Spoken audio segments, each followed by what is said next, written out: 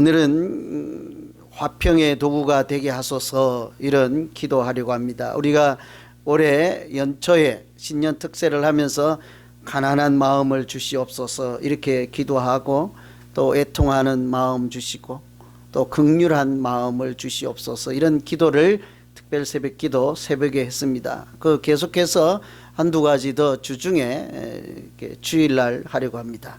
오늘은 화평의 도구가 되게 하소서, 평화의 도구가 되게 하소서. 여러분 그런 기도 제목 들어보셨습니까?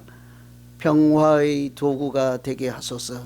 들어보셨잖아요. 미움이 있는 곳에 사랑을, 다툼이 있는 곳에 용서를, 또 분열이 있는 곳에 일치를 내가 평화의 도구가 되게 하소서.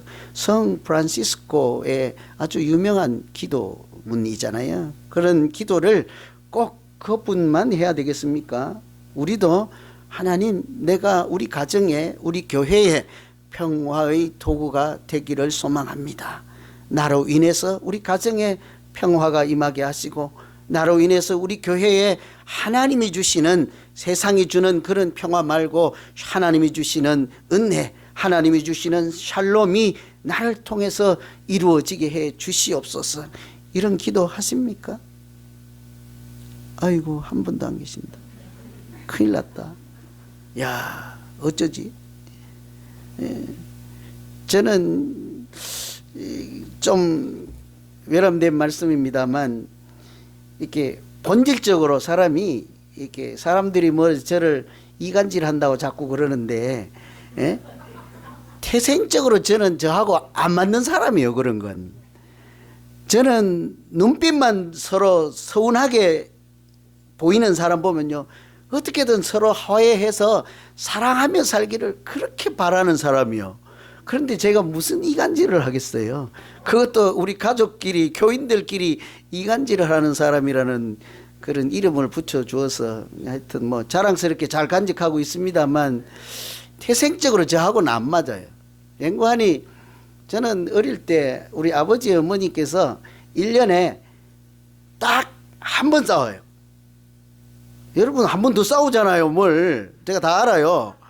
우리 아버지 착한 분들이라 우리 어머니 돌아가셨지만 1년에 한 번 싸우는데요, 저는 그걸 잊을 수가 없어. 그때 그것이 그렇게 싫었어요. 그 영향인지 누구든지 싸우는 것을 제가 참을 수가 없어. 볼 수가 없어. 안 싸우고 싸웠으면 좋겠거니. 제가 부부로 계신 분들 있잖아요. 또 자녀들하고 사시는 가정들 있잖아요. 제가 틀림없이 그분들을 잘 살기를, 싸우지 않고 살기를, 화목하게 살기를 매일 기도합니다. 제가 믿든지 말든지. 제 소원이요. 제발 좀 젊은 분들 싸우지 말고 잘 사세요. 제발 여러분 교회에서, 왜 아멘 조금만 해요? 여러분 교회에서 제발 싸우지 말고 화목하게 잘 사세요. 하나님이 원하시는 것이지 않겠습니까? 그러니 우리에게 오늘과 같이 화평의 도구가 되게 하소서 하는 이런 기도하게 하시잖아요. 화평케 하는 자는 복이 있나니 그들이 하나님의 아들이라 일컬음을 받을 것임이라 하고, 우리가 복 있게 살아가는 비결을 가르쳐 주시지 않습니까? 하나님의 아들이라는 소리 한 번은 들어보아야 하지 않겠어요? 오늘은 어떻게 그렇게 뭐 별로 소망이 없고 기도도 없고 그렇습니까? 하나님, 저분을 만나면 어쩐지 그리스도의 향기가 나는 것 같습니다. 저분을 만나니 저분은 틀림없이 교회 다니는 분이에요. 저분은 보니 틀림없이 예수 사랑 비전교회 다니시는 분 같아요. 이런 소리 들어봐야 하지 않겠어요? 저는 그런 꿈을 꿔요. 우리 교회가, 우리 성도님들이 LA에 이렇게 사는 동안 어느 순간에 어느 교회 다녀요? 물으면 예수사랑 비전교회 다닙니다 하는 순간 다른 사람들이 좋은 교회 다니네요. 나도 거기 가고 싶은데요. 나도 가도 될까요? 그 교회 참 너무 좋다면서요. 이런 소리를 듣는 날 오기를 간절히 소망합니다. 우리 그런 꿈이 있잖아요. 화평하게 하는 사람, 평화를 만드는 사람, 하나님의 사람이라는 소리를 듣고 싶은 그런 신앙적인 소원함이 다 있는 줄로 믿습니다. 누가 이 세상에 평화를 싫어하는 사람이 도대체 어디 있겠어요? 그런 사람 아무도 없을 거예요. 여러분 가정이 평화로운 가정 되기를 정말 바라잖아요. 그죠? 여기만 바라는 것 같긴 하지만 여러분 잘 생각해 보세요. 여러분 가정이, 우리 가정들이 부자인 가정, 잘 사는 가정, 그러면서 매일 싸우는 가정이 있어요. 그런 가정 할래요? 아니면 가난해요? 좀 서로 의지하면서 살아요? 그런데 너무너무 사랑이 충만한 가정이 있어요. 두 번째 가정 할래요? 첫 번째 가정 할래요? 말로만 그러고 맨날 요즘 세상이 하도 이상하니까 싸워도 좋다, 돈만 많이 벌자, 혹시 그러지는 않습니까? 그것도 이해가 안 되면요, 여러분 우리 교회가 엄청난 규모, 주차장도 있고 교회 건물도 크고 모든 시설이 다 갖추어져 있는데 매일같이 싸우는 교회 다니실래요? 아니면 우리처럼 협소하고 부족하고 1부 2부 드려야 되고 이렇게 연약한 주차장인데 불구하고 오기만 하면 모든 성도들이 서로 웃고 사랑하고 은혜가 충만한 교회가 있어요. 그 교회 다닐래요? 적게 하는 거 보면 큰 교회 다니고 싶다는 거예요. 그죠? 건물.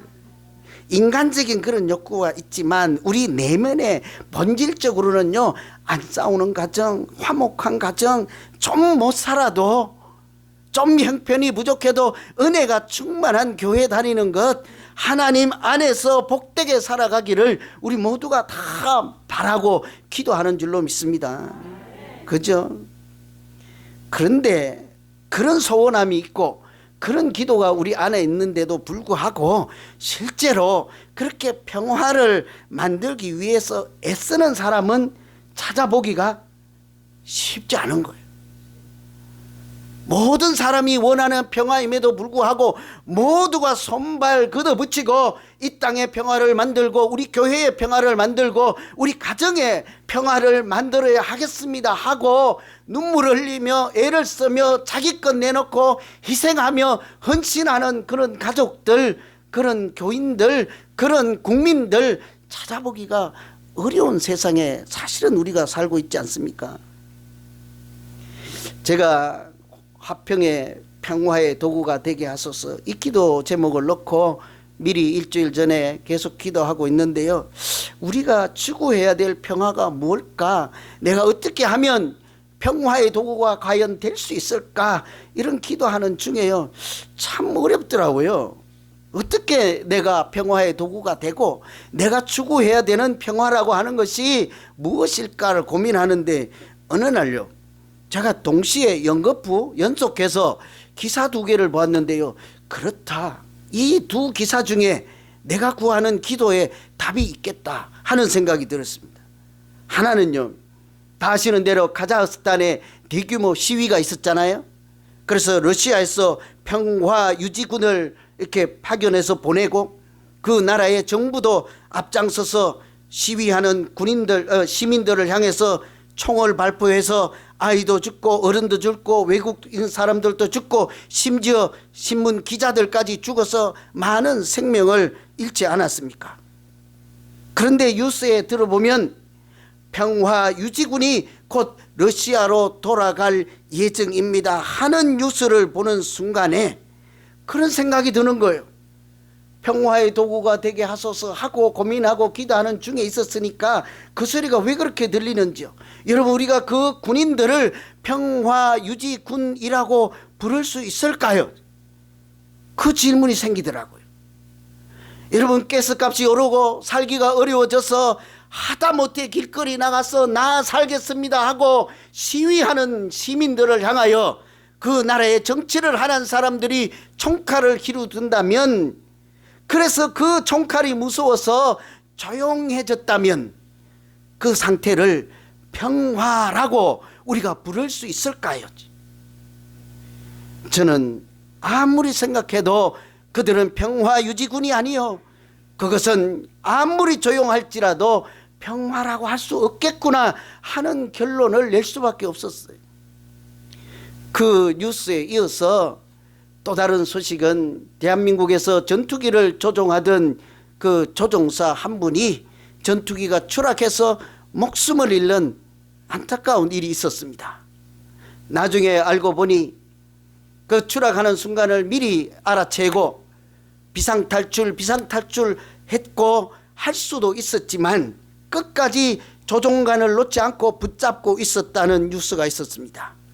알고 보니 그 비행기 전투기가 만일 민간인이 살고 있는 가정집에 추락하면 무고한 생명을 잃게 되지 않겠습니까?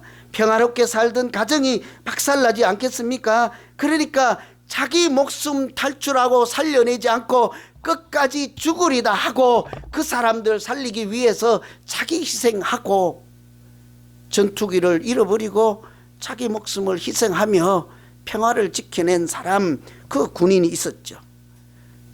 그분이 만들어낸 그것이 진정한 평화를 만들어낸 사람 아니겠어요? 자기는 죽었지만 사람들에게 그 산 밑에 동네에 사는 사람들이 그 순간 그 시간에 하나님이 주시는 평화를 누리며 살았던 그것을 계속 유지할 수 있도록 사실은 평화를 또 다르게 새롭게 선물로 주신 분, 평화를 만들어낸 분이라고 해야 되지 않겠습니까? 이 두 가지 대조적인 사건을 보면서 내가 과연 어떻게 평화를 만드는 사람이 될 수 있을까? 내가 추구하는 평화라고 하는 것이 과연 어떤 것일까? 무기로 억누르고 돈으로 억누르고 권력으로 억눌러서 그냥 조용해지기만 하면 평화라고 할 수 있을까? 잘 이해 안 되세요? 여기 남자들 있잖아요. 주먹으로 이래갖고 집에 조용하게 하면 평화입니까? 혹시 주먹은 안 쓰는데 돈이 많아가지고 돈 딱 갖다 주면서 조용해, 시끄러우면 안 줄 거야, 그것을 우리가 평화라고 할 수 있겠습니까? 웃지 마세요, 어머니들. 시끄러우면 밥 안 줄 거야, 그 평화라고 할 수 있겠습니까? 여러분, 우리가 추구해야 될 하나님이 원하시는 평화라는 것이 과연 무엇일까? 오늘 화평하게 하는 자는 복이 있나니 그들이 하나님의 아들 일컬음을 받을 것임이라. 화평하게 한다, 이 말은요, 에이레노 포이오이라는 말의 합성어예요. 세상이 주는 평화 말고 하나님이 주시는 평화를 우리 샬롬이라고 하잖아요, 히브리 성경의 말로. 그것을 헬라어로 번역한 말이에요. 그 말은 두 말이 합쳐진 건데요, 에이레네, 이게 샬롬이라는 같은 말씀이에요. 이것은 해석을 하면 평화, 안전이라는 말이에요. 포이에오라는 말은 하나님이 태초에 천지를 창조하시니라 할 때 창조하시니라 하는 그 단어가 포이에오예요. 하나님이 하시는 일, 하나님이 무엇을 만들면 하나님이 만들었다 하지 않고 하나님께서 포이에오 하셨다, 하나님만 하시는, 하나님께만 해당되는 단어예요. 그런데 사람이 하는 것 중에 특별히 한 가지를 포이에오, 마치 하나님이 하신 일과 같이 취급해 주는 말이 있다고요. 그것은 평화를 만들 때예요. 그러니 그 평화를 하나님처럼 만들어내는 사람을 하나님의 사람이라 일컬고, 하나님의 사람들이 하는, 마치 하나님처럼 하는 것을 평화라고 그렇게 불러주지 않습니까? 여러분, 우리는 신앙생활하면서 모두가 그런 소망함이 있어요. 하나님의 사람이 되고 싶다. 하나님의 아들이라는 것이 하나님의 사람이라는 뜻이잖아요. 하나님 가까이에 머무는 사람이라는 뜻입니다. 그리스도의 향기가 나는 사람이라는 뜻이잖아요. 우리 모두 믿음 생활하면서 그런 열망이 있잖아요. 나도 하나님 앞에 가까이 나아가고 싶다. 어떤 사람들이 나를 보고는 당신은 그리스도의 향기가 나는 사람 같습니다, 이런 소리를 들으면 인상 쓰세요? 기분 좋잖아요. 그런 소망함이 우리 가운데 있기 때문이죠. 여러분, 그렇다고 한다면 우리가 어떻게 해서 하나님의 아들이라는 소리를 들을 만한, 하나님이 하시는 일과 같은 수준의 평화를 만들며 살아가는 사람이 될 수 있을까? 그것은 돈이나 권력이나 자기만이 가지고 있는 지식이든지 어떤 것이든지 권력을 남용해서 억눌러서 그저 조용하게 만드는 그런 차원이 아니라 하나님이 주시는 평화, 그것은 용어 자체부터 달라서 샬롬이라고 해요. 그것은 상호 우호적인 관계 안에서만 누릴 수 있는 하나님이 주시는 평강이라는 뜻이에요. 상호 우호적인 관계에서 누리는 것이죠. 하나님과 사람이 바른 관계에서 있을 때 하나님이 주시는 은혜, 사람과 사람 사이가 바른 관계로 잘 되어 있을 때 그 두 사람이 누릴 수 있도록 하나님이 주시는 은혜, 그것을 샬롬, 평화라고 하는 것이죠. 우리가 어떻게 그런 평화를 만드는 사람, 그래서 하나님의 아들이라는 칭찬까지 들으면서 살 수 있을까? 관계 안에서 누리는 것이니까요. 관계를 잘 세우면 평화를 만드는 사람이죠. 그 평화를 만드는 관계라고 하는 것은 제가 생각할 때 아무리 생각해도요, 첫째는 자기 자신과 관계를 잘 세우는 것이 평화를 누리는 비결입니다. 자기 자신과요. 여러분, 자기 자신과 사이좋게 잘 지내십니까? 요즘 잘 이런 말도 이해가 안 될 수가 있어요. 나는 혼자인데 뭐 나랑 잘 사이좋게 지내냐고. 그 달리 해석하고 질문하면요, 여러분 자기 자신을 잘 대우해 드리십니까?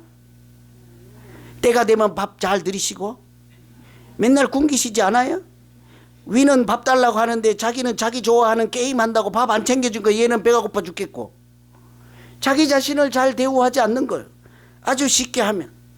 여러분 혹시 자기 자신을 미워하지는 않습니까? 저는 안 그럴 것 같은데 한때 엄청 미워했어요. 우리 아버지가 나를 왜 이렇게까지밖에 못 만들었을까? 응? 그럴 때가 있었다니까. 시골에서는요, 공부 조금만 잘하면 반에서 1등해요. 그런데 어느 날 2등 하잖아요. 그럼 지가 공부 안 해놓고는 아버지 원망하는 거지. 아버지 나를 IQ가 조금만 높게 했으면 이런 꼴은 안 당하고 애들한테 무시는 당하지 않았을 건데 하고 아버지도 원망하고 지도 싫어하고. 어릴 때 왜 그런 욕심 있잖아요. 다 달리기 2등하고 부모님 원망하신 분 이 중에 있지 않습니까? 없다고요? 제가 그렇게 살았는데 왜 없겠어요. 제가 쉽게 얘기해서 그렇지. 여러분 자기가 미워하는 구석이 다 있잖아요. 그죠? 그 구석을 잡고 자기 자신들을 전부 부대접하고, 때로는 영혼의 양식이라고 하는 하나님 말씀도 먹이지도 않습니다. 때로는 영혼의 호흡이라고 하는 기도도 하지 않아서 어느새 내 영혼은 하나님과 단절되어서 영혼이 시들시들하고 굶어 죽고 있는데도 불구하고 하나님과 호흡을 전혀 못해서 내 영혼은 숨이 헐떡거리면서 갈급한 정도임에도 불구하고 방치하고 그냥 내가 세상적인 존재로서 좋아하는 것만 하고 먹고 싶은 것만 먹고 그렇게 신앙생활도 팽개치고 하나님도 모른다 하며 살아갈 때가 한두 번입니까? 우리가 얼마든지 그럴 때가 있잖아요. 제가 여러분 잘 이해 안 되겠지만 한번 들어보세요. 제가 우연히 이런 대화를 할 때가 있었습니다. 얼마 전에 몇 분하고 대화를 하는데, 자기 자신을 사랑하십니까? 뭔 말인지 잘 모르잖아요. 자기 자신 사랑하면 좀 이상하잖아요. 그죠? 그래서 좀 이기적인 것 같고, 그래서 이분들이 겸손해서 대답을 안 해서 자기 자신을 이렇게 잘 사랑하고 대우를 잘 해주십니까? 하니까 금방 알아듣고는요, 0.1초도 기다리지 않고 아니요, 싫어요, 나는 내가 미워요, 싫어요, 마음에 안 들어요, 한결같이 그러더라고. 조금도 망설임이 없어. 전부. 제가 깜짝 놀랐어요. 속으로. 그 중에 한 분이라도 나는 좀 괜찮은 사람 같아요, 그랬으면 제가 위로를 받았을 텐데 한결같이 그래요. 그런데 여러분 한번 잘 생각해 보세요. 우리 어머니 아버지가 나를 낳으시고 그렇게 보고 뭐라고 하시던가요? 얼마나 기뻐하시던가요? 나는 이제부터 너만 보면 먹지 않아도 배부르다 하지 않았습니까? 그 자기가 낳은 아들 딸만 보면 그 어려운 환경에서 새벽을 깨어나서 막노동도 하고 시골에 같으면 농사도 짓고 허리가 부러져라 일하면서도 힘든 줄 모르고 그렇게 살아낸 것이 다 너 때문이야 이렇게 하잖아요. 나는 너만 있으면 얼마든지 견디고 살아간다 라고 할 정도로 아들만 보면 눈물 글썽거리며 딸만 보면 가슴이 벅차며 그렇게 기뻐했잖아요. 하물며 하나님께서 우리를 만들었을 때 어찌하였겠습니까? 창세기를 열심히 읽어보세요. 심히 좋았더라 보기에 좋았더라 그렇게 말씀하시지 않았습니까? 참 놀라운 것은요, 사람을 만들어 놓고 하나님은 금세 뒤돌아서서 복이 여기 있다 생육해라, 복이 또 하나 줄게 번성해라 하고, 복을 또 하나 줄게 뭐라고요? 생육하고 번성하고 충만해라, 그것도 모자라니까 다스리라 이렇게 하잖아요. 가만 생각해 보세요. 하나님이 사람을 만드시고 일주일 지켜보고 한 달 지켜보고 1년 지켜보고다 이놈은 좀 쓸만한 놈 같으니 그러니까 너는 앞으로 복 있게 살거라 그랬습니까? 하지 않아요. 당장 만들고 나서 너무너무 좋아서 심히 보기에 좋았더라 하고 말씀하시는 것이 너희는 잘 살아야 한다. 우리로 번역하면, 사람이 하는 말로 번역하면 너는 행복하게 살아야 한다, 잘 살아야 한다고 하는 것이 하나님이 그들에게 복을 주시되 생육하고 번성하고 충만하라 하신 줄로 믿습니다. 얼마나 이쁘게 보였길래, 그리고는 그것으로 끝내지 아니하고 씨 맺는 모든 채소를 주시면서 열매 맺는 모든 나무를 주시면서 이 모든 것을 너의 식물로 주노라. 하나님이 얼마나 기뻐했겠어요. 그런데 하나님이 그토록 사랑하고 기뻐하신 그 사람인 나를, 여러분이 왜 대충 대우하세요? 여러분 영혼이 갈급해 있는데도 생명의 양식으로 공급해 주지도 않고 쉴만한 물가로 푸른 초장으로 인도하시는 목자를 따라가지 아니하시고 세상의 영혼을 미혹하는 사람들에게 따라가서 왜 영혼의 낭떠러지 앞에 서서 뛰어내릴까 말까 하며 절망 가운데 그렇게 살아가냐고요. 우리 스스로 내 자신을 잘 대우하고 관계를 잘 세움으로 처음부터 심히 좋았더라 하고 복있게 행복하게 살거라 하고 이 모든 것을 너에게 식물로 주노라까지 사랑하셨던 하나님의 은혜, 하나님이 나에게 약속해 주신 그 샬롬을 누리면서 우리가 살아가야 하지 않겠습니까? 우리를 그렇게 이뻐하신 하나님을 생각해서라도 우리 스스로를 미워하거나 저주하거나 싫어할 것이 아니라 하나님이 나를 기뻐하셨지, 내 사랑하고 기뻐하는 자라 그렇게 불러주셨잖아요. 너는 보배로운 자라 하고 불러주셨던 것처럼 우리 스스로 잘 대우하고 때로는 기도로, 때로는 말씀으로, 때로는 찬양으로 영혼의 양식을 공급할 때마다 하나님께서 주신 샬롬, 평강이 우리 가운데 충만하게 될 줄로 믿습니다. 우리가 그 일을 잘 하지 못하니까 하나님이 그 독생자 예수를 보내주셔서 그런 평화를 찾아주셨죠. 로마서 1장에 보면 믿음으로 의롭다 하심을 받았으니 우리 주 예수 그리스도로 말미암아 하나님과 화평을 누리자. 예수 그리스도로 말미암아 우리에게 주신 화평을 누리자. 우리가 그런 사람이지 않겠어요?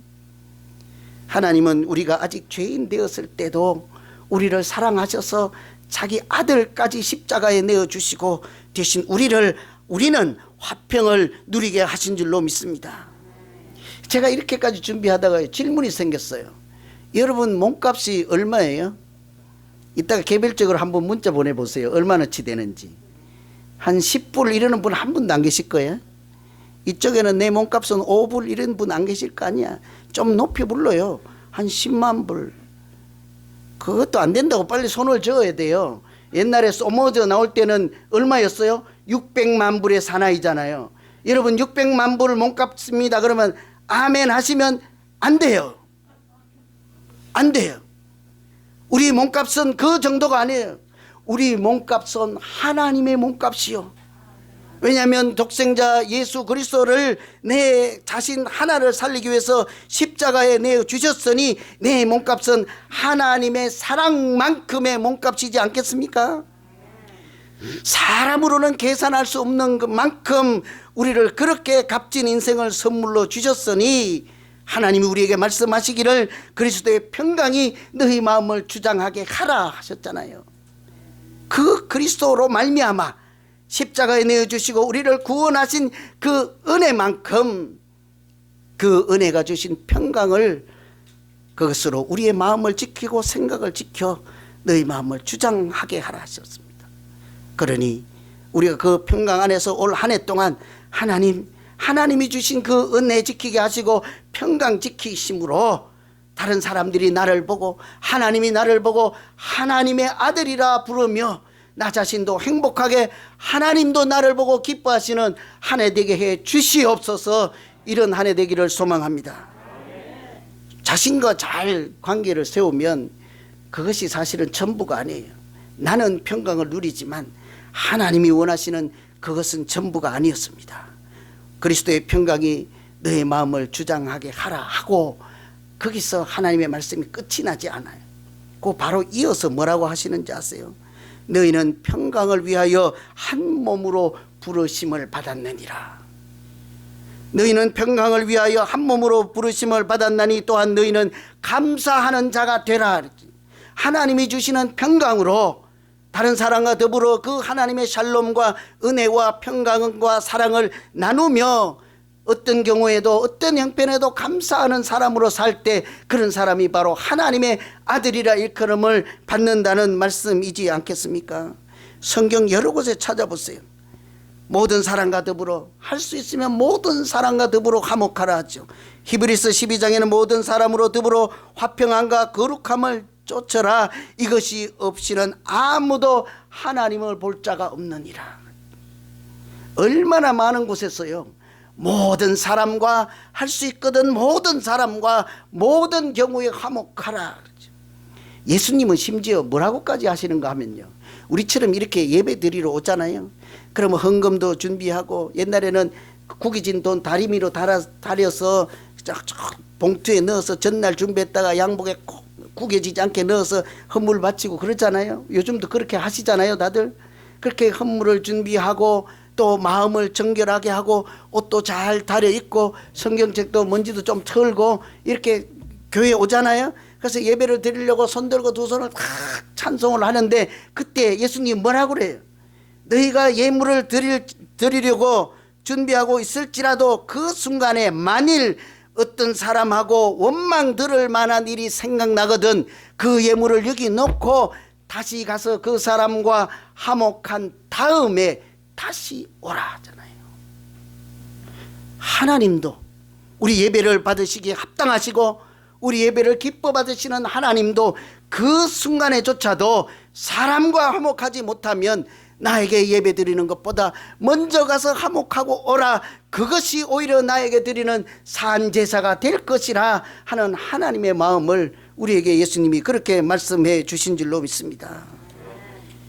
그래서 우리가 평화의 도구가 되는 것은 나 자신과 뿐만 아니라 하나님이 주시는 샬롬으로 다른 사람과 관계를 잘 세워서 아까 성 프란시스가 기도한 것처럼 미움이 있는 곳에는 사랑이 있기를 원합니다. 나 때문에 서로 미워하지 않고 우리 모두가 사랑하게 되기를 소망합니다. 다툼이 있는 곳에는 나 때문에 서로 용서하는 일이 있기를 하나님 기도합니다. 내가 평화의 도구가 되게 해 주시옵소서. 이 기도 때문에 우리가 올 한 해는 모두가 하나님의 아들이라는 소리를 들으며 행복하게 신앙생활하는 우리 모두 되기를 소망합니다. 같이 기도하겠습니다. 하나님 아버지, 그토록 내가 원하는 평화, 그토록 내가 누리고 싶은 하나님이 주신 은혜를 놓치지 않고 누리며 살아갈 수 있도록 아버지 하나님께서 그리스도의 평강으로 내 마음을 주장할 수 있도록 도와주시고 인도하여 주시옵소서. 화평하게 하는 자가 평화를 만들어가는 사람이라 하였사오니 내가 내 주머니를 들고 내 감정을 양보하고 내 험한 입술을 다스려서 우리 가정에서 우리 교회에서 이 땅에서 하나님이 주시는 은혜를 나누며 평화와 사랑을 만들어가는 사람 되게 하셔서 하나님이 주시는 은혜가 나를 인하여 세상으로 흘러가게 하시고 세상 사람들도 나를 보고 하나님을 생각하며 더불어 하나님께 영광을 돌릴 만한 하나님의 아들로 거룩한 사람으로 살아가기에 부족함 없게 하여 주시옵소서. 하나님께서 우리의 마음과 생각을 그리스도의 평강으로 지켜주시기 원하옵고 예수 그리스도 이름으로 기도하옵나이다.